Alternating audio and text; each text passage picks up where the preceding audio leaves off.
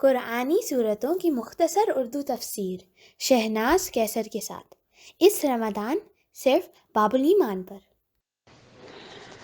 اعوذ باللہ من الشیطان الرجیم، بسم اللہ الرحمن الرحیم، نحمدہ و نصلی علی رسولہ الکریم، اما بعد فاعوذ باللہ من الشیطان الرجیم۔ چلیے الحمدللہ آج ہم اپنی تفسیر کا اگلا حصہ شروع کرتے ہیں، جس میں ہم سورہ بقرہ کی آیت نمبر 204 سے شروع کریں گے۔ انسانوں میں کوئی تو ایسا ہے جس کی باتیں دنیا کی زندگی میں تمہیں بہت بھلی معلوم ہوتی ہیں، اور اپنی نیک نیتی پر وہ بار بار خدا کو بھی ٹھہراتا ہے، خدا کو بھی گواہ ٹھہراتا ہے، اور خدا کو بھی اپنا اللہ مانتا ہے، اور توحید کا بار بار اعلان بھی کرتا ہے، مگر حقیقت میں وہ بدترین دشمن حق ہوتا ہے۔ جب اسے اقتدار حاصل ہو جاتا ہے تو اس کی ساری جو دوڑ دھوپ ہوتی ہے وہ صرف دنیا کے لیے ہوتی ہے، اور اس کی کوشش یہی ہوتی ہے کہ کسی نہ کسی شکل میں نسل انسانی کو تباہ و برباد کر دے۔ حالانکہ اللہ وہ جسے بار بار گواہ بنا رہا تھا، فساد کو ہرگز پسند نہیں کرتا۔ اللہ کو فساد کسی صورت میں بھی پسند نہیں ہے، چاہے وہ چھوٹے پیمانے پر ہو چاہے وہ بڑے پیمانے پر ہو۔ لیکن فساد سے مراد یہی ہے کہ کوئی بھی ایسی بات، فتنے کی بات، جس سے انسان دوسرے انسانوں کو حق کی راہ سے بھی ہٹائے، اور دوسرا ہر لحاظ سے نقصانات اور ہر لحاظ سے دین سے دوری کا معاملہ پیدا کرے۔ جب اس سے کہا جاتا ہے کہ اللہ سے ڈرو تو اپنے وقار کا خیال اس کو گناہ پر جما دیتا ہے۔ ایسے شخص کو تو بس جہنم کافی ہے، اور وہ بہت برا ٹھکانہ ہے۔ جب بھی کہا جاتا ہے کہ اللہ سے ڈرو، ایسے کام نہ کرو، مگر ظاہر ہے اقتدار کا نشہ اور اقتدار کی ہوس اور ایک جو اپنے آپ دبدبہ ہوتا ہے اس بات کا کہ لوگ مجھے بڑی عزت دیتے ہیں، میرا ایک رتبہ ہے سوسائٹی میں، اس سے ڈر کے وہ ہر وہ کام کرنے کو تیار ہو جاتا ہے جو در حقیقت اللہ کی پسند اور اللہ کی منشا کے خلاف ہوتا ہے، اور ایسے ہی لوگوں کے لیے جہنم کافی بہت بڑا ٹھکانہ ہے۔ اور دوسری طرف انسانوں میں کچھ ایسے بھی ہیں جو صرف رضا الہی کے لیے اپنی جان کھپا دیتے ہیں، اور ایسے بندوں پر اللہ بہت مہربان ہے۔ اے ایمان والو، تم پورے کے پورے اسلام میں آ جاؤ۔ اسلام میں جب ہم آئیں تو مکمل طور پہ اخلاص چاہیے ہمیں۔ اللہ صرف اخلاص کو پسند کرتا ہے۔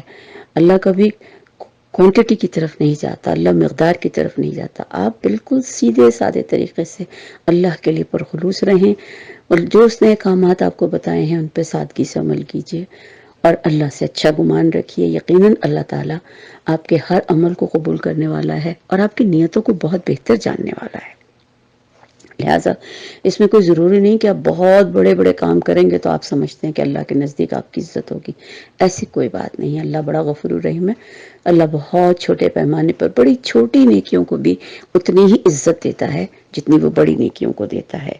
اے ایمان والو، شیطان کی پیروی نہ کرو کہ وہ تمہارا کھلا دشمن ہے، اور جو صاف صاف ہدایت ہم تمہارے پاس آ چکی ہیں، اگر ان کو پا لینے کے بعد بھی تم نے کوئی ٹھوکر کھائی تو خوب جان رکھو کہ اللہ سب کچھ جانتا ہے، اور غالب ہے، اور حکمت والا ہے۔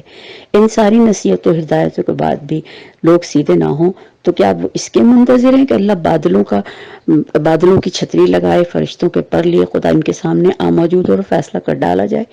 آخر کار تو سارے معاملات اس ہی کے حضور میں پیش ہونے والے ہیں، اور یقیناً ایک دن ایسا ہونے والا ہے جب ہم اس کے سامنے کھڑے ہوں گے۔ بنی اسرائیل سے پوچھو کیسی کھلی کھلی نشانیاں ہم نے انہیں دکھائیں، پھر بھی انہی سے پوچھ لو، پھر یہ بھی انہی سے پوچھ لو کہ اللہ کی نعمت پانے کے بعد جو قوم اس کو اپنی ثقافت سے بدل دیتی ہے تو اللہ اسے کیسی سخت سزا دیتا ہے۔ اللہ کا ایک قانون ہے، اللہ کی ایک سنت ہے کہ اللہ تعالیٰ نعمتوں سے نوازتا ہے، اللہ تعالیٰ ہر طرح کی آسانیوں سے نوازتا ہے، لیکن جب وہ کفران نعمت دیکھتا ہے، اور جب وہ یہ دیکھتا ہے کہ اتنا کچھ پانے کے باوجود بندے اس راہ سے ہٹ چکے ہیں جو راہ حق ہے، تو بس پھر اسے ان تمام معاملات کو اچھی طرح سے فکس کرنا بھی آتا ہے، اور وہ پھر اس کو اچھی طرح سے دیکھتا بھی ہے۔ جن لوگوں نے کفر کی راہ اختیار کی، ان کے لیے دنیا کی زندگی بڑی محبوب اور دل پسند بنا دی گئی۔ اللہ نے دلوں کا حال جانتا ہے۔ اللہ جب دیکھتا ہے کہ اتنا کچھ دینے کے باوجود انسان کا دل دنیا سے نہیں بھرتا، اور حق کی طرف آنے میں اسے بڑا وقت لگتا ہے، اور نہ ہی وہ اس بات کی کوئی کوشش کرتا ہے، تو لہٰذا اس کے لیے دنیا کی زندگی میں اتنی خوبصورتی بنا دی جاتی ہے کہ اسے لگتا ہے بس اس سے بہتر کوئی اور جگہ ہی نہیں ہے۔ ایسے لوگ ایمان کی راہ اختیار کرنے والوں کا مذاق اڑاتے ہیں، اور یقیناً ایسے لوگ مذاق اڑاتے ہیں ان لوگوں کا جو اللہ کے راستے پر چلتے ہیں اور اللہ کے دین کو اپناتے ہیں۔ اور قیامت کے روز پرہیزگار لوگ انہی کے مقابلے میں اعلیٰ مقام پر ہوں گے۔ رہا دنیا کا رزق تو اللہ کو اختیار ہے، جس کو چاہے دے اور جس کو چاہے نہ دے۔ رزق دنیا کا رزق جو ہے وہ تو تقسیم اللہ کی ہے، جس کسی کو زیادہ دیتا ہے، کسی کو کم دیتا ہے، کسی کو بہت تھوڑا دیتا ہے اور بہت بالکل بھی نہیں دیتا۔ اب یہ اس میں کیا حکمت ہے ہم اس سلسلے میں کچھ نہیں جانتے، لہٰذا جو چیز اللہ کی طرف سے عطا کی گئی اس میں بھلا کس بات کی ہم جنگ کریں اور کس بات کا ہم اعتراض کریں، ہم ہوتے بھی کون ہیں۔ ابتدا میں سب لوگ ایک ہی طریقے پر تھے، پھر یہ حالت باقی نہ رہی۔ حضرت آدم علیہ السلام کے زمانے میں جب آہستہ آہستہ آبادی بڑھی اور دنیا میں انسان بڑھے تو دین ایک ہی تھا سب کا، سب ایک ہی دین الہی پر تھے، توحید پر تھے۔ لیکن آہستہ آہستہ جیسے جیسے انسان بڑھتے گئے، ظاہر ہے ویسے ویسے شیطان کا کام بھی نمایاں ہوتا چلا گیا، اور شیطان نے بھی آہستہ آہستہ اب یہ سوچا کہ اب وقت ہے کہ انسانوں کو صحیح معنوں میں بھٹکایا جائے۔ تب اللہ نے پھر محسوس کیا کہ اس طرح تو انسان بالکل بھٹک جائے گا، لہٰذا اللہ تعالیٰ نے ہمارے لیے بہت سے نبی اور بہت سے ہدایت دینے والے کتابوں کے ساتھ بھیجے۔ مگر دیکھیے ذرا اللہ کی شفقت، اللہ چاہتا تو ہمیں چھوڑ دیتا اسی طرح، کہتا ٹھیک ہے میں نے تو تمہیں بتا دیا تھا کہ شیطان تمہارا دشمن ہے، جو چاہو سو کرو، اگر اس کے قدموں پہ چلو گے تو تمہارا کیا حال ہونے والا ہے وہ بھی بتا دیا گیا۔ لیکن آپ دیکھیے اس کی شفقت دیکھیے، اس کی محبت دیکھیے، اس نے پھر بھی ہدایت کرنے والوں کو بھیجا، جیسا کہ اس نے حضرت آدم علیہ السلام سے کہا تھا کہ تم جاؤ دنیا میں اور رہو، اور جب کبھی کوئی ہدایت آئے تو اس کو پانے کی کوشش کرنا۔ تو لہٰذا اس وعدے کے مطابق اللہ نے اپنے نبی، اپنے پیغمبر، اپنے انبیاء سب بھیجے، اور آہستہ آہستہ کتابیں بھی آئیں، اور جو دراصل آئے اسی لیے تھے کہ خوشخبریاں بھی دیں لوگوں کو اور ڈرائیں بھی کہ اگر وہ غلط کام کرتے ہیں تو ان کا کیا انجام ہونے والا ہے، اور اگر وہ صحیح کام کرتے ہیں تو ان کا کیا انجام ہونے والا ہے۔ یہ آئے صرف اسی لیے تھے کہ حق سے ڈراتے رہیں، حق کے راستے پر چلنے کے لیے لوگوں کو گناہوں سے روکتے رہیں، اور یہ تاکہ حق کے بارے میں لوگوں کے درمیان جو اختلافات رونما ہو گئے تھے ان کا فیصلہ کرا دیں۔ ان اختلافات کے رونما ہونے کی وجہ یہ نہیں تھی کہ ابتدا میں لوگوں کو حق بتایا نہیں گیا تھا، حق سب کو پتا تھا، ہر آدمی حق جانتا تھا۔ اختلاف اصل میں ان لوگوں نے کیا جنہیں حق کا علم تو دیا جا چکا تھا، انہوں نے روشن ہدایت پانے کے بعد محض اس لیے حق کو چھوڑ کر مختلف طریقے نکالے کہ وہ آپس میں زیادتی کرنا چاہتے تھے، اور وہ آپس میں ایک دوسرے کے ساتھ لڑائی جھگڑا اور ایک دوسرے سے سبقت لے جانے کی کوشش، اور یہ سارے کام، یہ سارے فتنے شیطان کی طرف سے ہوتے ہیں۔ ورنہ کیا وجہ ہے کہ ہم دوسروں سے حسد اور بغض میں مبتلا ہو جاتے ہیں، اور ہمیں معلوم بھی ہے کہ ہم جو کچھ بھی کر لیں بہرحال ملنا ہمیں وہی کچھ ہے جو اوپر والے کی مرضی ہو، لیکن اس کے باوجود ہم اپنی طرف سے پوری کوشش کرتے ہیں کہ ہم زیادہ سے زیادہ حاصل کرنے کی کوشش کریں، اور یہ دراصل ایک حسد کی اور جلن، حسد، بغض اور ایک کینے کی سی کیفیت ہوتی ہے۔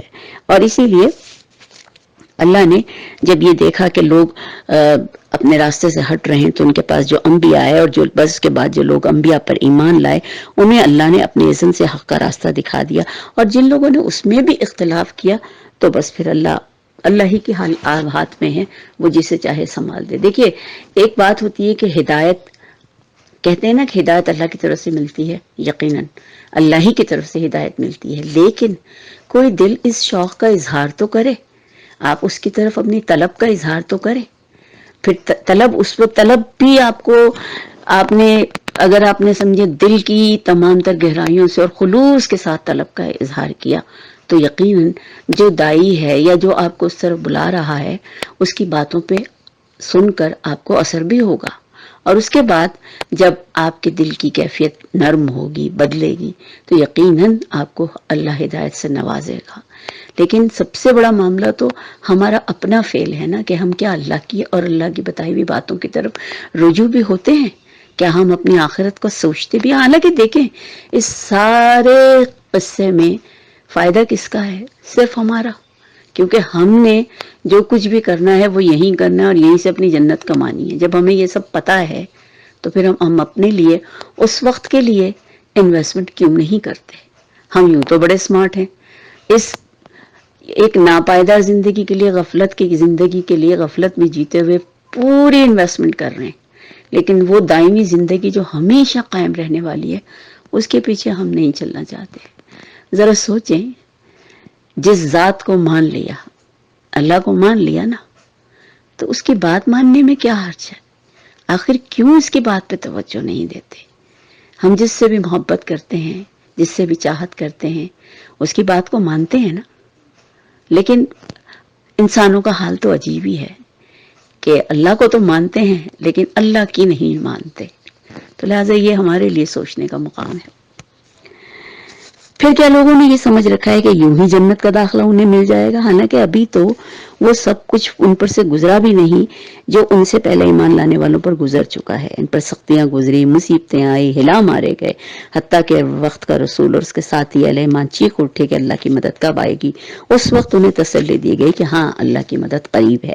لوگ پوچھتے ہیں کہ آپ صلی اللہ علیہ وسلم سے لوگ پوچھا کرتے تھے کہ ہم کیا خرچ کریں، تو اللہ نے جواب دیا کہ جواب دو کہ جو مال بھی ہے تم خرچ کرو اپنے والدین پر، اپنے رشتہ داروں، یتیموں، مسکینوں پر کرو، اور ہر بھلائی کے کام پر خرچ کرو. اللہ اس سے باخبر ہوگا. اللہ کو ہر چیز کا پتہ ہے. تمہیں جنگ کا حکم دیا جا چکا ہے اور جو تمہیں ناگوار بھی ہے. جہاد کا حکم ہمیشہ سے ہے، لیکن ظاہر ہے کوئی بھی جیتے جاگتے اپنی زندگی کو داؤ پہ تو نہیں لگاتا. یہ تو وہ دل والے ہوتے ہیں جو صحیح معنی میں انصار اللہ ہوتے ہیں اور اللہ ہی کے لیے جیتے ہیں، اللہ ہی کے لیے مرتے ہیں. یہ کام تو صرف انہی کے بس کا ہے. ہو سکتا ہے ایک چیز تمہیں ناگوار ہو، وہی تمہارے لیے بہتر ہو. جہاد کا حکم دیا گیا، جنگ کا حکم دیا گیا، لیکن اس کے جو اجر اور اس کا جو ثواب اور اس کے لیے جو یعنی اللہ تعالیٰ کی طرف سے انعامات رکھے گئے، اس کی اہمیت تو اسی کے پاس ہوگی جو ان کو پانے کی کوشش کرے گا. لہٰذا جو چیز ہو سکتا ہے ایک چیز تمہیں پسند ہو وہی تمہارے لیے بری ہو. زندگی پسند ہے، یہ زندگی چند روزہ ہے، گزر جائے گی، ختم، اس کے بعد کیا ہے. لیکن جہاد وہ اور شہادت ایک ابدی زندگی کی طرف لے جاتا ہے، حالانکہ اللہ جانتا ہے اور تم نہیں جانتے. لوگ پوچھتے ہیں کہ ماہ حرام میں لڑنا کیسا ہے. کہو اس میں لڑنا بہت برا ہے. ماہ حرام دراصل کچھ ایسے مہینے جو اللہ کی طرف سے خاص طور پہ یہ رکھ دیے گئے تھے کہ اس میں مطلب خاص طور پہ مخصوص کر دیے تھے کہ ان میں جنگ نہیں کی جائے گی. تو لہٰذا ان میں سے یہی پوچھا جا رہا ہے کہ ماہ حرام میں لڑنا کیسا ہے. کہو اس میں لڑنا بہت برا ہے، مگر راہ خدا سے لوگوں کو روکنا اور اللہ سے کفر کرنا اور مسجد حرام کا راستہ خدا پرستوں پر بند کرنا اور حرم کے رہنے والوں کو وہاں سے نکالنا اللہ کے نزدیک اس سے بھی زیادہ برا ہے، اور فتنہ خون ریزی سے بھی شدید بدتر ہے. مطلب یہ ہے کہ اصل میں یہ جو ماہ حرام کا جو سلسلہ ہے یہ کچھ مہینے جو خاص طور پہ اللہ کی طرف سے خاص طور پر حرام قرار دیا گیا کہ ان میں کوئی جنگ نہیں ہوگی، کوئی قتل و غارت گری نہیں ہوگی، وہ ہے رجب، شعبان، رمضان اور ذی الحج. تو لہٰذا ان مہینوں میں کسی قسم کا بھی کوئی خون ریزی کا معاملہ نہیں ہو سکتا. لیکن اللہ کہتا ہے کہ اس میں لڑنا تو خیر اپنی جگہ برا ہے، لیکن اس سے بھی زیادہ یہ فتنہ ہے. اور فتنے میں انسان ہر طرح کا وہ کام کر رہا ہوتا ہے جو حق کے خلاف جاتا ہے اور اللہ کے خلاف جاتا ہے. تو اللہ تعالیٰ کو وہ کام بالکل پسند نہیں ہے جو اس کے دین کے خلاف ہو اور اس کے حدود کے خلاف ہو. لہٰذا اللہ کہتا ہے کہ فتنہ خون ریزی سے بھی شدید تر ہے. وہ تم سے لڑے ہی جائیں گے حتیٰ کہ اگر ان کا بس چلے تو تم کو تمہارے دین سے پھیر دیں. اور یہ خوب سمجھ لو کہ تم میں سے جو کوئی اپنے دین سے پھرے گا کفر کی حالت میں جان دے گا، اس کے عمل دنیا اور آخرت دونوں میں ضائع ہو جائیں گے. ایسے لوگ جہنمی ہیں اور ہمیشہ جہنم میں ہی رہیں گے، بخلاف اس کے جو لوگ ایمان لائے جنہوں نے خدا کی راہ میں اپنا گھر بار چھوڑا، جہاد کیا. وہ رحمت الہی کے جائز امیدوار ہیں اور اللہ ان کی لغزشوں کو معاف کرنے والا ہے اور انہیں اپنی رحمت سے نوازنے والا ہے. جو کام بھی اللہ کے لیے، اللہ کی رضا کے لیے کیا جائے گا وہ اللہ تعالیٰ بہت اچھی طرح جانتا ہے اور اس کی نیت کے مطابق اس کو تمام تر رحمتوں سے بھی نوازا جائے گا. وہ پوچھتے ہیں شراب اور جوئے کا کیا حکم ہے. کہو ان دونوں چیزوں میں بڑی خرابی ہے. اگرچہ کچھ لوگ جو اس کو ظاہر ہے جو شراب بیچتے ہیں یا جو جوئے گھروں کا انتظام کرتے ہیں ان کے لیے کچھ منافع بھی ہے، مگر ان کا گناہ ان کے فائدے سے بھی کہیں زیادہ ہے. پھر وہ پوچھتے ہیں کہ ہم راہ خدا میں کیا خرچ کریں. کہو جو کچھ تمہاری ضروریات سے زیادہ ہو، جو آپ کے پاس آپ کے گھر کے تمام اخراجات سے زیادہ ہو، اس سے زیادہ آپ کے پاس جو ہو وہ اس کو اللہ کے راہ میں خرچ کر دینے کا حکم ہے. کہتے ہیں کہ آپ کو جو اللہ نے آج دیا وہ آج کے لیے تھا، کل کی فکر کرنے کی آپ کو ضرورت نہیں ہے. اللہ تعالیٰ کہتا ہے، ایک جگہ میں نے پڑھا تھا کہ اگر تم ان پرندوں کی طرح مجھ پر توکل کرو جو صرف جب صبح اٹھتے ہیں تو خالی پیٹ ہوتے ہیں اور شام کو جب بھرے پیٹ کے ساتھ لوٹ کے واپس آتے ہیں، تو اگر تم ان کی طرح مجھ پر توکل کرو تو میں انہی کی طرح تمہیں نوازوں گا. یہ ایک حدیث کا مفہوم ہے، یہ اصل الفاظ نہیں ہے لیکن مفہوم اسی طرح سے بیان کیا گیا ہے. تو یہ اسی لیے ہم لوگ جو ہر وقت کل کی فکر میں پریشان رہتے ہیں نا، کل کیا ہوگا، کل کیا ہوگا، کل کیا ہوگا. کل بھی وہی ہوگا جو آج دینے والے کی مرضی ہوگی. یہ بات اگر ہم اپنے دماغ میں بٹھا لیں، توکل تو اللہ وکفا باللہ وکیلا، اگر اللہ پہ توکل کر لیں اس کی ذات ہمارے لیے بہت کافی ہے. پوچھتے ہیں کہ یتیموں کے ساتھ کیا معاملہ کیا جائے. کہو جس طرز عمل میں ان کے لیے بھلائی ہو وہ وہی کرو، اور پھر اگر تم ان کا خرچ اپنا رہنا سہنا مشترک رکھو، یعنی کوئی یتیم بچہ کو خاندان میں کوئی یتیم بچہ آپ کو ملتا ہے اور آپ اس کی سرپرستی کرتے ہیں، تو اس سے بڑا تو آپ کے لیے ثواب کا کوئی اور ذریعہ بھی نہیں بن سکتا.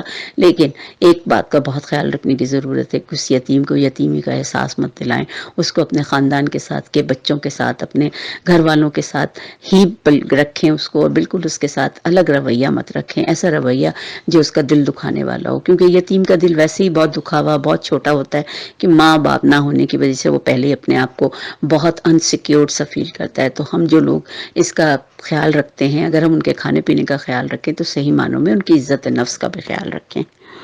اور تم مشرک عورتوں سے نکاح ہرگز نہ کرنا جب تک کہ وہ ایمان نہ لائیں، اور ان کے مقابلے میں ایک مومن لونڈی مشرک شریف زادی سے بہتر ہے اگرچہ وہ تمہیں پسند ہو. اگر کوئی مشرک لڑکی پسند بھی ہو لیکن جب تک وہ ایمان نہیں لاتی اسے شادی کرنے کا حکم نہیں ہے.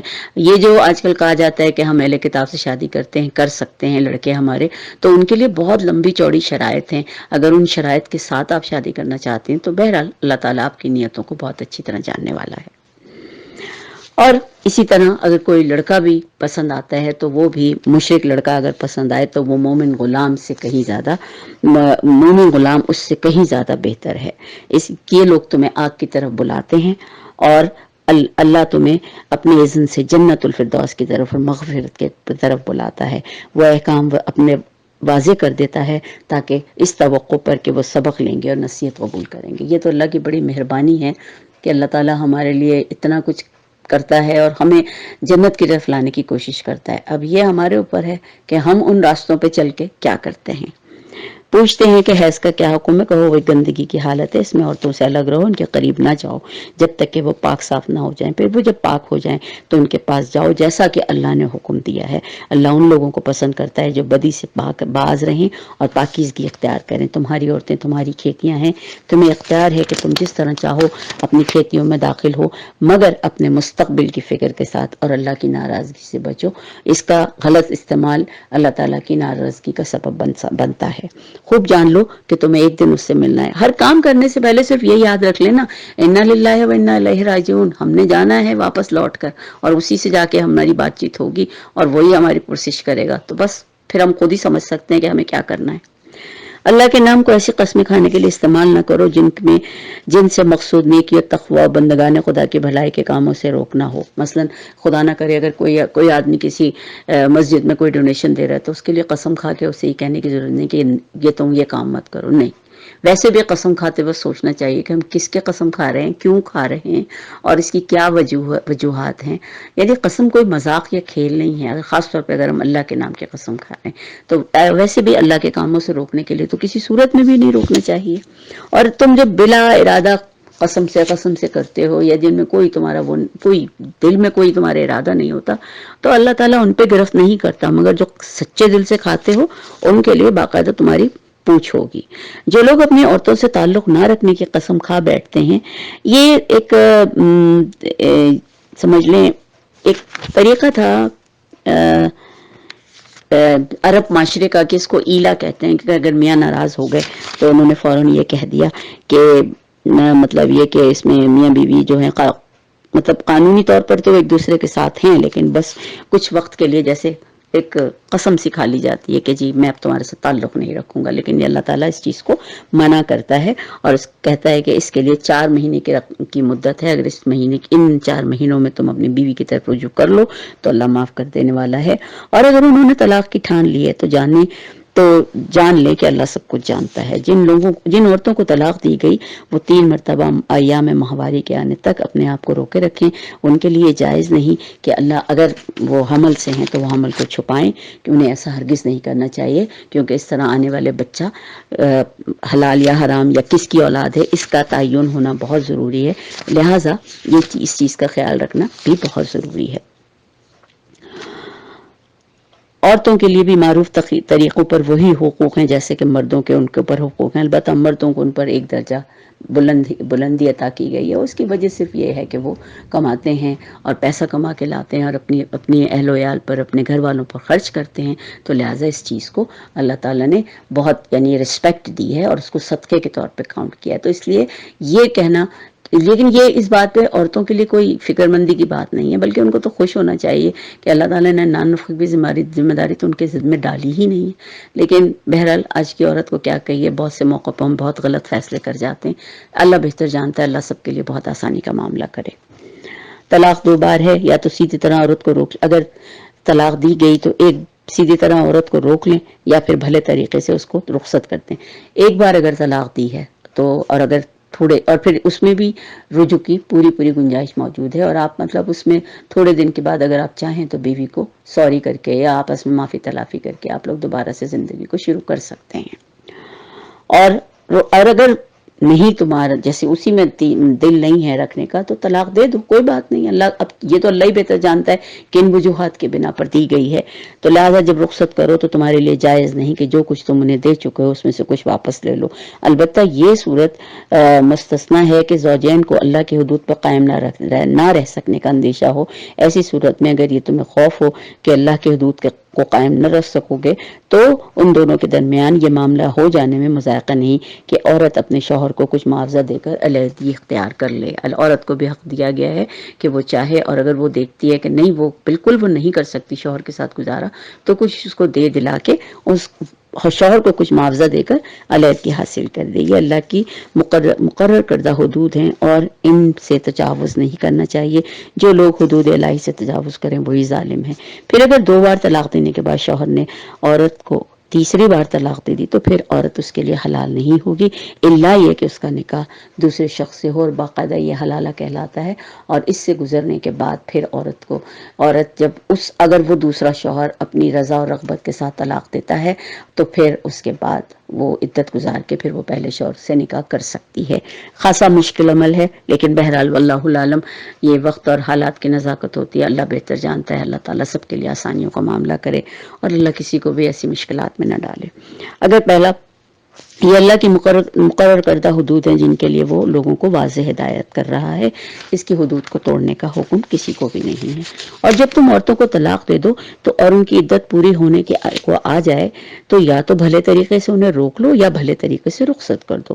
محض ستانے کی خاطر ان کو روکنا سختی سے منع ہے۔ اگر ایسا کرو گے تو اللہ کے عذاب کو خود ہی جواب دو گے، کیونکہ اللہ کی آیات کا کھیل نہ بناؤ۔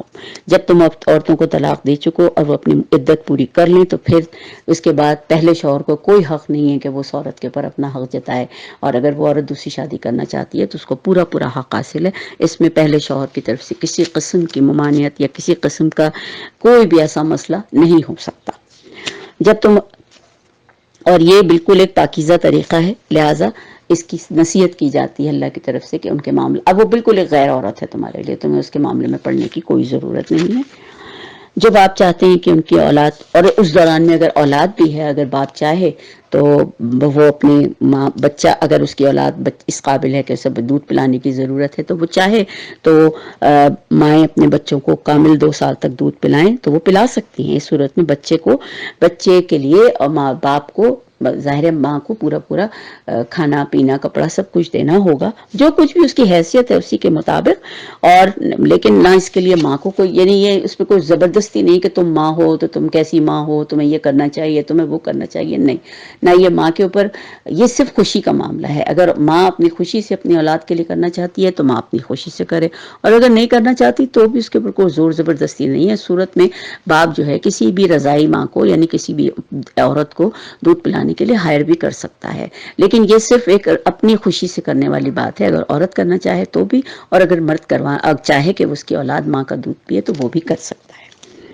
اور بلا وجہ اس بات پہ ایک دوسرے ماں باپ کو تنگ نہیں کرنا چاہیے کہ تم اس کی ماں ہو، تم اس کے باپ ہو، تمہارا حق ہے، میں تو تمہاری اولاد لے لوں گا، میں اپنی اولاد لے لوں گا، تمہیں حق اولاد کا فائدہ نہیں ہوگا۔ یہ سب باتیں بے وقوفی کی باتیں ہیں۔ جو اللہ کی حدود ہیں ان کا خیال رکھنا بہت ضروری ہے۔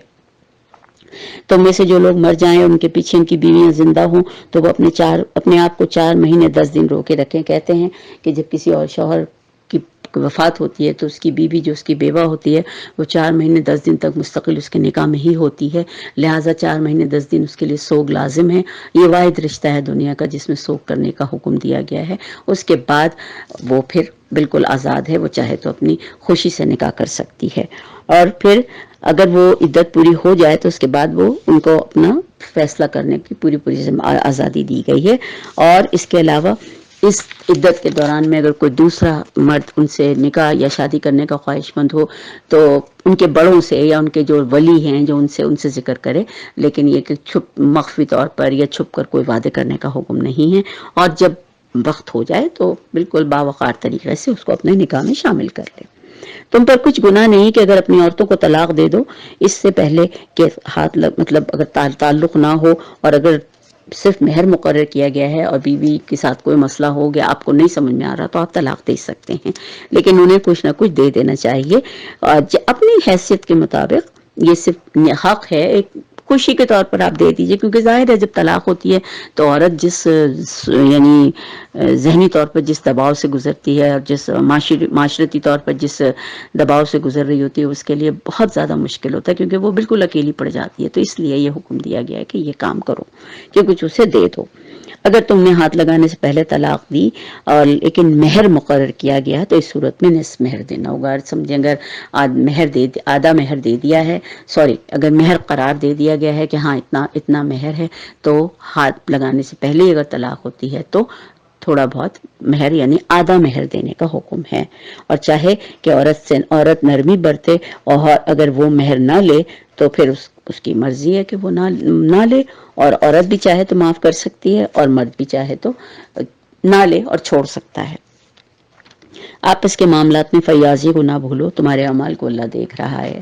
ایسے موقعوں پہ ہمیشہ عورت اور مرد دونوں کو دل بڑے رکھنے چاہیے، کیونکہ مہر کی رقم عورت کا حق ہوتی ہے. اگر عورت چاہے تو سوچ لے کہ چلو ٹھیک ہے کوئی بات نہیں، اگر میرا شوہر نہیں دے سکتا تو کوئی مسئلہ نہیں ہے. اسی طرح اگر لیکن شوہر زبردستی نہیں کر سکتا اس سلسلے میں کہ تم معاف کر دو تو میں تمہیں طلاق دوں گا، ایسی بات نہیں ہے. وہ اپنی خوشی سے اگر کرے گی تو ٹھیک ہے. اپنی نمازوں کی نگہداشت کرو، خصوصاً ایسی نماز جو یعنی خاص طور پہ جماعت کی نماز کی ہے. اسی طرح اللہ کے سامنے کھڑے رہو جیسے فرمانبردار غلام کھڑے ہوتے ہوں. کسی بھی حالت میں ہو نماز ضرور پڑھو. جب امن میسر آ جائے، بدامنی میں ہو تو جو حالات کا تقاضا ہے اس کے حساب سے نماز پڑھنے کا حکم ہے، لیکن جیسے ہی زندگی نارمل روٹین پر آئے تو نماز اسی طرح پڑھنے کا حکم ہے جیسا کہ اس کا حق ہے اور اس کا حکم دیا گیا ہے. اللہ کو اسی طریقے سے یاد رکھو جیسا کہ اس کو تمہیں سکھایا گیا ہے، اور اس سے تم پہلے ناواقف تھے.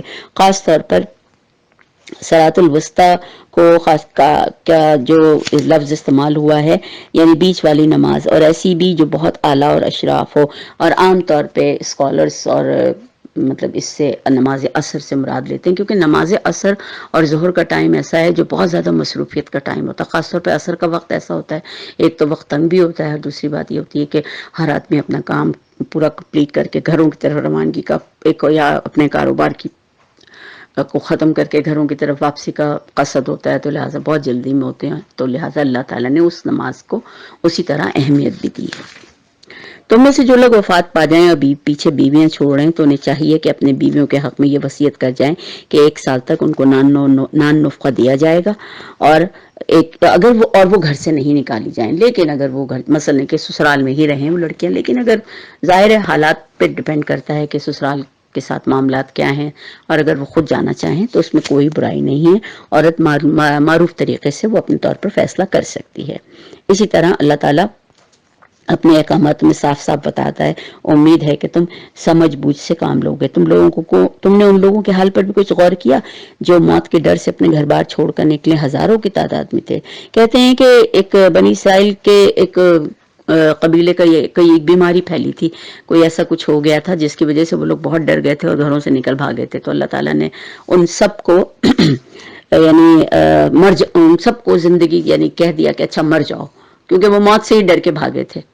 تو لہٰذا مطلب یہ کہ یہی بات ثابت کرنی ہے نا کہ آپ کتنا بھی ڈر جائیں، موت اگر آپ کو آنی ہے تو کہیں بھی آئے گی. اور اس کے بعد پھر اللہ تعالیٰ نے ان کو دوبارہ زندگی بھی بخش دی تھی. حقیقت یہ ہے کہ انسان اللہ پر بڑا حقیقت یہ ہے کہ انسان تو بہت ناشکرہ ہے، لیکن اللہ اس پہ بہت فضل کرم کرنے والا ہے، مگر اکثر لوگ شکر ادا نہیں کرتے۔ مسلمانوں، اللہ کی راہ میں جنگ کرو، خوب جان رکھو کہ اللہ سننے والا اور جاننے والا ہے۔ تو ان میں سے کون ہے جو اللہ کو قرض حسنہ دے تاکہ اللہ اسے کئی بڑھا کر واپس دے؟ گھٹانا بھی اللہ کے اختیار میں اور بڑھانا بھی اسی کی طرف تمہیں پلٹ کے جانا ہے۔ ہم آج جو بھی صدقہ دیں گے، ایک ایک پائی ہماری اس سے کئی گنا بڑھا کر ہمیں لوٹا دی جائے گی۔ اللہ کو ہمارے قرض کی کوئی ضرورت نہیں۔ اللہ کیا کرے گا ہمارا قرضہ لے کے؟ وہ تو صرف یہ دیکھنا چاہتا ہے کہ اس کے بتائے ہوئے اصولوں، بتائے ہوئے راستوں پر، اس کے بتائے ہوئے حدوں پر ہم کتنا کام کرتے ہیں۔ لہٰذا ہمیں دل کھول کر اللہ کی طرف خرچ کرنا چاہیے۔ پھر تم نے اس معاملے پہ بھی غور کیا جب موسیٰ کے بعد سرداران بنی اسرائیل کو پیش آیا تھا، انہوں نے اپنے نبی سے کہا کہ ہمارے لیے ایک بادشاہ مقرر کر دو تاکہ ہم اللہ کی راہ میں جنگ کریں۔ نبی نے پوچھا، کہیں ایسا تو نہ ہوگا کہ تم کو لڑائی کا حکم دیا جائے تم پھر تم نہ لڑو؟ یہ حضرت موسیٰ کے بعد بنی اسرائیل کے لوگ جو تھے، ان کے اوپر ایک کہتے ہیں کہ ایک نبی آئے تھے جن کا نام جن کا نام قرآن تو شاید نہیں بتاتا ہے، لیکن ایک خیال ہے کہ کوئی نبی تھے اور وہ اللہ نے ان کے اوپر مبعوث کیے تھے، اور انہوں نے جب یہ بنی اسرائیل نے کہا کہ آپ اللہ سے کہیے کہ ہمارے لیے ایک بادشاہ مقرر کر دیں تاکہ ہم اللہ کی راہ میں جنگ کریں، تو انہوں نے کہا ایسا تو نہ ہوگا کہ تم کو لڑائی کا حکم دیا جائے اور تم پھر نہ لڑو؟ تو کہنے لگے بھلا یہ کیسے ہو سکتا ہے کہ ہم راہ خدا میں نہ لڑیں جبکہ ہمیں اپنے گھروں سے بھی نکال دیا گیا ہے اور ہمارے بال بچے بھی ہم سے جدا کر دیے گئے ہیں، کیونکہ اس وقت تک بنی اسرائیل کو اسرائیل سے نکال دیا گیا تھا اور تمام جو ان کی زمینیں وغیرہ تھیں وہ سب جائیدادیں سب ضبط کر لی گئی تھی۔ تو مگر جب ان کو حکم دیا گیا جنگ کا تو ان کی ایک قلیل تعداد کی، جب اللہ نے جیسا انہوں نے کہا ویسے ہی کر دیا، ایک بادشاہ بھی بنا دیا اور جنگ کا حکم بھی ہو گیا۔ جیسے ہی جنگ کا حکم ہو گیا فوراً اپنی بات سے پلٹ گئے، اور اللہ ان میں سے ایک ظالم کو جانتا ہے۔ ان کے نبی نے ان سے کہا کہ اللہ نے طالوت کو تمہارے لیے بادشاہ مقرر کیا ہے۔ طالوت انہی کے قبیلے کا ایک آدمی تھا۔ وہ بولے ہم پر بادشاہ بننے کا وہ کیسے اختیار ہو گیا؟ اس کے مقابلے میں بادشاہی کے تو ہم زیادہ مستحق ہیں، وہ تو کوئی مالدار آدمی بھی نہیں ہے، وہ بڑے غریب سا ایک آدمی تھا وہ۔ تو نبی نے جواب دیا اللہ تمہارے مقابلے میں زیادہ بہتر جانتا ہے، اسی نے اس کو منتخب کیا ہے، وہ ہر طرح سے تم سے کہیں بہتر ہے، اور اللہ کو اختیار ہے کہ اپنا ملک جسے چاہے دے۔ اللہ بڑی وسعت رکھتا ہے، سب کچھ اس کے علم میں ہے۔ اس کے ساتھ ان کے نبی نے ان کو یہی بتایا کہ خدا کی طرف اس کے بادشاہ ہونے کی علامت یہ ہے کہ وہ اس کے عہد میں تمہیں وہ صندوق مل جائے گا جس میں تمہارے رب کی طرف سے تمہارے لیے سکون قلب کا سامان ہے، جس میں آل موسیٰ، آل ہارون اور ان کے چھوڑے ہوئے سارے تبرکات ہیں۔ ظاہر ہے وہ ساری چیزیں ان کے لیے بہت اہم تھی، تو لہٰذا یہ ایک صندوق میں تھی، اور یہ صندوق ان کا خیال تھا کہ بادشاہ نے کہیں جو موجودہ بادشاہ جس نے ان کو فلسطین سے نکالا تھا وہاں پر اپنے یعنی تخت کے نیچے کہیں چھپا رکھا ہے اور یہ اس کو حاصل کرنا چاہتے تھے۔ تو لہٰذا اس نبی نے ان کو اسی بات کی بشارت دی کہ اگر تم ان کے ساتھ جا کے لڑو گے تو تمہیں وہ صندوق بھی مل جائے گا، اور جس کو اس وقت فرشتے سنبھالے ہوئے ہیں، اگر تم مومن ہو تو یہ بہت بڑی نشانی ہے۔ پھر جب طالوت لشکر لے کر چلا تو اس نے کہا، جب طالوت ایک لشکر لے کر چلا تو اس نے کہا کہ ایک دریا پر اللہ کی طرف سے تمہاری ایک آزمائش ہونے والی ہے، جو کوئی اس کا پانی پیے گا وہ میرا ساتھی نہیں، اور میرا ساتھی صرف وہ ہے جو اس سے پیاس نہ بجھائے، ہاں ایک آدھ چلو پانی ضرور پی لے۔ مگر وہ ایک تھوڑے سے لوگ تھے جنہوں نے اس بات کو مانا۔ اور جب طالوت اور اس کے ساتھی مسلمان دریا پار کر کے آگے بڑھے تو انہوں نے طالوت سے کہہ دیا کہ آج ہم میں جالوت سے اور اس کے لشکروں سے مقابلہ کرنے کا کوئی ہمت ہی نہیں ہے، لہٰذا آج تو تم ہمیں معاف کرو۔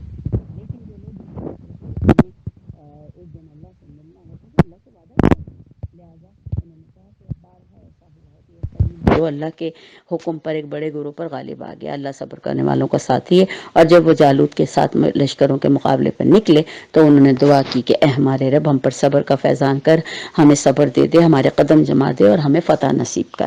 آخرکار اللہ کے اذن سے انہوں نے کافروں کو مار بھگایا، اور داؤد نے جالوت کو قتل کر دیا، اور اللہ نے اسے سلطنت اور حکمت سے نوازا۔ داؤد علیہ السلام جو ہیں دراصل اسی میں فوج میں ایک سپاہی تھے، ایک بالکل عام سے سپاہی تھے، اور اس کے بعد اللہ نے ان کو سلطنت اور حکمت سے نوازا اور جن جن چیزوں کا چاہا ان کو علم دیا۔ اس طرح اللہ نے انسانوں کے ایک گروہ کو دوسرے گروہ کے ذریعے سے ہٹایا، اور یہی اللہ کا طریقہ کار ہے کہ اللہ ایک گروہ سے دوسرے گروہ کو ہٹاتا ہے۔ اگر وہ یہ نہ کرے تو زمین کا نظام بگڑ جاتا، لیکن دنیا کے لوگوں پر اللہ کا بڑا فضل ہے کہ وہ اس طرح دفع انتظام کا سلسلہ کرتا رہتا ہے۔ یہ اللہ کی آیات ہیں جو ہم تم کو ٹھیک ٹھیک سنا رہے ہیں، اور اے محمد تم یقیناً ان لوگوں میں سے جو ہوں جو رسول بنا کر بھیجے گئے ہیں۔ بار بار اس بات کو کہا جا رہا ہے کہ آپ صلی اللہ علیہ وسلم کی جو نبوت ہے وہ حق ہے۔ یہ رسول ہماری طرف سے انسانوں کی ہدایت پر معمور ہوئے، ہم نے ان کو ایک دوسرے سے بڑھ چڑھ کر مرتبے عطا کیے، ان میں سے کوئی ایسا نہیں تھا جس سے خدا خود ہم کلام ہو، کوئی ایسا نہ تھا جس سے خدا خود ہم کلام ہوا، اور کسی کو اس نے کسی دوسری حیثیتوں سے بلند درجے دیا۔ آخر میں عیسیٰ ابن مریم کو روشن نشانیاں عطا کی اور روح پاک سے اس کی مدد کی۔ اگر اللہ چاہتا تو ممکن نہ تھا کہ ان رسولوں کے بعد جو لوگ روشن نشانیاں دیکھ چکے تھے وہ آپس میں لڑتے، مگر اللہ کی مشیت یہ نہ تھی کہ وہ لوگوں کو جبراً اختلاف سے روکے، اس وجہ سے انہوں نے باہم اختلاف بھی کیا۔ دینی اختلاف جائز ہے، کبھی کبھی اختلافات ہوتے ہیں، اختلاف مسائل بھی ہو جاتے ہیں، لیکن ان اختلافی مسائل کو عزت کا اور یعنی ایک ایسا کامل نقطہ نہیں بنا دینا چاہیے کہ اگر دوسرا اس کو نہ مانے تو اس کے لیے گویا کہ اس بات کا آپ فتویٰ ظاہر دے دے کہ جی یہ تم تو مسلمان ہی نہیں رہے۔ ایسا کچھ نہیں ہے، دین میں بہت ساری باتوں میں آپس میں اختلاف ہو سکتا ہے، لہٰذا اللہ کو بھی اختلاف پسند ہے، لیکن اختلاف ایسا جو آپس میں محبت کے ساتھ ہو۔ اے لوگوں جو ایمان لائے ہو، جو کچھ مال متا ہم نے تم کو عطا کیا ہے اس میں سے خرچ کرو، قبل اس کے کہ وہ دن آئے جس میں نہ کوئی خرید و فروخت ہوگی، نہ دوستی کام آئے گی، نہ سفارش چلے گی، اور ظالم وہی ہیں جو کفر کی روش اختیار کرتے ہیں۔ اللہ وہ ہستی ہے جو تمام کائنات کو سنبھالے ہوئے، اس کے سوا کوئی خدا نہیں ہے، وہ نہ تو سوتا ہے نہ اونگتا ہے، اور آسمانوں اور زمانوں میں جو کچھ بھی ہے، اور آسمانوں میں، زمین میں، زمانوں میں جو کچھ بھی ہے وہ سب اسی کا ہے، اسی کی جناب میں اس کی اجازت کے بغیر کوئی سفارش نہیں کر سکتا، اور جو کچھ بندوں کے سامنے ہے اسے بھی وہ جانتا ہے، جو کچھ ان سے اوجھل ہے وہ اس سے بھی واقف ہے۔ اس کی معلومات میں کوئی چیز ان کی گرفت میں اور ان کی ادراک میں نہیں آ سکتی جبکہ اس چیز کا علم اللہ کی طرف سے نہ ہو، اور اللہ کو خود اس بات کا علم نہ ہو۔ اللہ سے کون سی بات چھپائی جا سکتی ہے؟ بہت سی باتیں تو شاید ہمیں بھی دیر سے ہی پتہ چلتی ہوں گی، لیکن اللہ کو سب سے پہلے پتہ ہوتی ہیں۔ اس کی حکومت آسمانوں اور زمین پر چھائی ہوئی ہے، اور اس کی نگہبانی کوئی اس کے لیے تھکا دینے والا کام نہیں ہے۔ اللہ کے لیے یہ کام کوئی مشکل کام نہیں ہے، وہ تو ظاہر ہے نہ وہ سوتا ہے نہ وہ جاگتا ہے والی بات ہے۔ تو جب ایک ایسی ہستی جو سونے جاگنے کسی چیز سے بھی مبرہ ہو تو اس کے لیے یہ سب چیزیں کیا حقیقت رکھتی ہیں؟ وہ ایک بزرگ اور برتر ذات ہے، دین کے معاملے میں کوئی زور زبردستی نہیں۔ اللہ زور زبردستی کے بہت خلاف ہے، جبر کہیں نہیں ہے۔ آپ کو سیدھا راستہ بھی بتا دیا، شر بھی بتا دیا، خیر بھی بتا دیا، اب آپ کی مرضی ہے آپ کون سا راستہ اختیار کرتے ہیں۔ صحیح بات غلط خیالات سے الگ چھانٹ کر رکھ دی گئی۔ اب جو کوئی طاغوت کا انکار کر کے اللہ پر ایمان لایا تو اس نے ایسا مضبوط سہارا تھام لیا جو کبھی ٹوٹنے والا نہیں ہے، اور اللہ جس کا اس نے سہارا لیا ہے وہ سب کچھ سننے والا اور جاننے والا ہے۔ جو لوگ ایمان لاتے ہیں ان کا حامی مددگار اللہ ہے، وہ ان کو تاریکیوں سے نکال کر روشنی میں لاتا ہے، اور جو لوگ کفر کی راہ اختیار کرتے ہیں ان کا حامی مددگار طاغوت ہے، اور وہ انہیں روشنیوں سے تاریکیوں کی طرف لے جا رہا ہے۔ لہٰذا ابھی ہم پر ہے کہ ہم طاغوت کو اپناتے ہیں یا نور کی اس روشنی کو اپناتے ہیں جو اللہ تعالیٰ نے ہمارے لیے خاص طور پر اس دنیا میں مختص رکھی ہے۔ یہ آگ میں جانے والے لوگ ہیں جہاں وہ لوگ ہمیشہ رہیں گے۔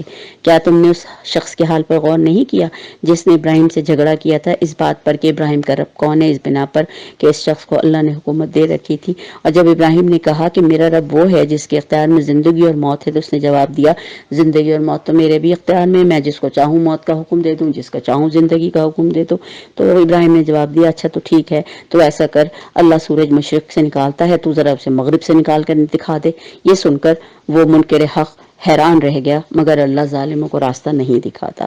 مثال کے طور پر اس شخص کو دیکھو جس کا گزر ایک ایسی بستی پر سے ہوا جس پر اس کی چھتیں اوندھی گری ہوئی پڑی ہوئی تھی۔ اس نے کہا دل میں اپنے سوچا کہ یہ آبادی جو ہلاک ہو چکی ہے یہ اللہ اسے دوبارہ کیسے زندہ کرے گا؟ اس پر اللہ نے اس کی روح قبض کر لی اور وہ 100 برس تک مردہ پڑا رہا۔ پھر اللہ نے اسے دوبارہ زندگی بخشی اور پھر پوچھا بتاؤ کتنی مدت پڑے رہے؟ تو اس نے کہا 1 دن یا چند گھنٹے رہا ہوں گا۔ فرمایا تم 100 برس اسی حالت میں گزر چکے، اب ذرا اپنے کھانے اور پینے کی طرف دیکھو، اس میں کوئی تبدیلی نہیں آئی ہے، اور ذرا اپنے گدھے کی طرف دیکھو، اس کا پنجر تک بوسیدہ ہو رہا ہے۔ یہ ہم نے اس لیے کیا ہے کہ ہم تمہیں لوگوں کے لیے ایک نشانی بنا دینا چاہتے ہیں تاکہ تم اس کو دیکھو اور عبرت پکڑو. پھر دیکھو کہ ہڈیوں کے اس پنجر کو ہم کس طرح اٹھا کر گوشت پوست اس پر چڑھاتے ہیں. اس طرح جب حقیقت اس کے سامنے بالکل نمایاں ہو گئی تو اس نے کہا اللہ میں جانتا ہوں کہ آپ ہر چیز پر قادر ہیں اور ہر چیز پر قدرت رکھتے ہیں. اور ایک واقعہ اور بھی آپ کے سامنے رہے. جب ابراہیم نے کہا تھا کہ اے میرے مالک مجھے دکھا تو کہ تم مردوں کو کیسے زندہ کرتا ہے, تو فرمایا کیا تجھے ایمان نہیں؟ تو اس نے کہا نہیں ایمان تو رکھتا ہوں مگر دل کا اطمینان چاہتا ہوں. کہا کہ اچھا 4 پرندے لے, ان کو اپنے سے مانوس کر لے, پھر ان کا ایک ایک ٹکڑا ایک ایک پہاڑ پر رکھ دے, پھر ان کو پکار اور دیکھ وہ تیرے پاس دوڑے چلے آئیں گے. خوب جان لے کہ اللہ بہت با اختیار ہے اور وہ جو چاہے کر سکتا ہے. جو لوگ اپنا مال اللہ کی راہ میں صرف کرتے ہیں ان کے خرچ کی مثال ایسی ہے جیسے ایک دانہ بویا جائے تو اس سے 7 بالیں نکلتی ہیں اور ہر بالی میں 100 دانے نکلتے ہیں. اسی طرح اللہ جس کے عمل کو چاہتا ہے افزونی عطا کر دیتا ہے, یعنی اس کو دگنا کر دیتا ہے. اور وہ فراست, اور ظاہر ہے کہ وہ اللہ تعالیٰ کے پاس جو فراخ دلی اور فراخ دستی ہے اور جتنا اللہ چاہے نوازنا چاہتا ہے اس کو کوئی روک نہیں سکتا. اور جو لوگ اللہ تعالیٰ کی راہ میں مال خرچ کرتے ہیں وہ ان کا اجر ان کے رب کے پاس ہے. اور سب سے بڑی بات ہے مال خرچ کرنے کے بعد مثلا آپ نے کسی کی مدد کی, اب آپ یہ چاہتے ہیں کہ مددگار آپ نے جس کی مدد کی ہے وہ بس گویا آپ کے غلام بن جائیں, آپ جو کہیں بس وہی کریں. یہ احسان جتانا ہو جاتا ہے, کیونکہ آپ بار بار یہ کہتے ہیں میں نے تمہاری اتنی مدد کی تھی اور پھر بھی تمہیں تو کوئی خیال نہیں ہے, تمہیں تو میری بات کا کوئی خیال نہیں. ہم نے مدد صرف اللہ کے لیے کی تھی. ہم نے ایک انسان, یہ تو اللہ کا بڑا شکر ہے کہ اللہ نے ہمیں اس کام کے لیے چنا, کسی کو بھیجا کہ ہم اپنے مال میں سے کچھ کسی کو دے سکیں. ذرا سوچیں کتنا بڑا موقع ہمیں ملا کہ ہم ایک سعادت کما سکیں. ایسے میں بجائے اس کے کہ ہم اللہ کے شکر گزار ہوں, ہم اس بندے کی دل آزاری میں مصروف ہو جائیں. تو یہ جو لوگ خرچ بھی کریں, احسان نہ جتائیں اور نہ دکھ دیں, ان کا اجر صرف اللہ کے پاس ہے, ان کے لیے کسی رنج و خوف کا موقع نہیں ہے. ایک میٹھا بول کسی ناگوار بات پر ذرا سی چشم پوشی اس خیرات سے بہتر ہے جس کے پیچھے دکھ ہو. اللہ بے نیاز ہے اور بردباری اس کی صفت ہے. ایمان والو اپنے صدقات کو احسان جتا کر اور دکھ دے کر یا اس شخص کی طرح خاک میں نہ ملاؤ جو اپنا مال محض لوگوں کو دکھانے کے لیے, دکھاوے کے لیے اگر آپ خرچ کر رہے ہیں اور آپ جیسے اپنا ایک نام بنانا چاہتے ہیں کسی جگہ, اوہو بھائی ان خاتون نے تو $1000 دے دی, اپنی سونے کی بالیاں دے دی, تو بھائی اگر اس طرح کی بات ہے جس میں آپ صرف اپنا دکھاوا کر رہے ہیں تو سوچ لیجیے یہ سارا صدقہ اور یہ سب کچھ دینا پانی میں چلا گیا, اس کا کوئی فائدہ نہیں ہے. کیونکہ جب ہم دے رہے ہیں صرف اپنی اس دن کے لیے کہ جس دن ہمیں اللہ کے سامنے جانا ہے, اگر اس دن نہ کچھ ملا تو کیا فائدہ ہے اس کا. اور اس کے خرچ کی مثال ایسی ہے جیسے ایک چٹان تھی, اس پر مٹی کی تہ جمی ہوئی تھی, بارش ہوئی ساری مٹی بہہ گئی, چٹان صاف ہو گئی. ایسے لوگ اپنے نزدیک خیرات کر کے جو نیکی کماتے ہیں اس سے کچھ بھی ان کے ہاتھ نہیں آتا. بخلاف اس کے جو لوگ اپنا مال صرف اللہ کے لیے خرچ کرتے ہیں اور پورے دل کے ساتھ خرچ کرتے ہیں تو ان کی خرچ کی مثال ایسی ہے کہ جیسے پہاڑ پر ایک باغ ہو, زور کی بارش ہو جائے, دگنا پھل بھی لائے, اگر زور کی بارش نہ بھی ہو ہلکی سی بھی فوار ہو تو کافی ہو جاتی ہے. اور جو کچھ بھی تم کرتے ہو وہ سب کچھ اللہ کی نظر میں ہے. کیا تم میں سے کوئی یہ پسند کرتا ہے کہ اس کے پاس ہرا بھرا باغ ہو, نہر سیراب ہو, نہریں ہوں اور کھجور انگور ہر چیز موجود ہو, اور پھر ایک تیز بگولا یعنی ایک ایسی آندھی چلے جس میں آ کر وہ جھلس جائے, اور جبکہ آپ خود بھی بوڑھے ہوں اور آپ کے بچے بھی کمسین ہوں, بہت چھوٹے ہوں, تو سوچیں جب ایسی صورتحال ہوتی ہے تو کیا ہوگا ہمارے اس بوڑھے آدمی کے دل کا حال کہ اپنے بچوں کے لیے کیا کروں گا میں. تو اس لیے ہمیشہ یہ یاد رکھنا چاہیے کہ اللہ نے آج ہمیں جو دیا ہے اس میں صرف ہمارا ہی حق نہیں ہے, دوسروں کا بھی حق ہے. اے لوگوں جو ایمان لائے ہو, جو مال تم نے کمائے ہیں, جو کچھ ہم نے زمین سے تمہارے لیے نکالا ہے اس میں سے بہتر حصہ اللہ کی راہ میں خرچ کرو. ایسا نہ ہو کہ اس کی راہ میں دینے کے لیے بری چیز چھانٹنے کی کوشش کرنے لگو. آپ اگر بری چیز سمجھ لیں کہ دے کے آپ اپنے لیے کچھ کما لیں گے تو آپ سے زیادہ بیوقوف کچھ کوئی نہیں, کیونکہ اللہ نے حکم دیا ہے جب آپ اپنے کسی دوست کے لیے یا اپنے بھائی کے لیے کوئی بھی آپ چیز دینا چاہیں تو وہی چیز آپ دیں جو آپ اپنے لیے پسند کرتے ہیں. تو ایسی صورت میں ہمیشہ اللہ کے لیے بہترین چیز اس کے راستے میں نکالنی چاہیے.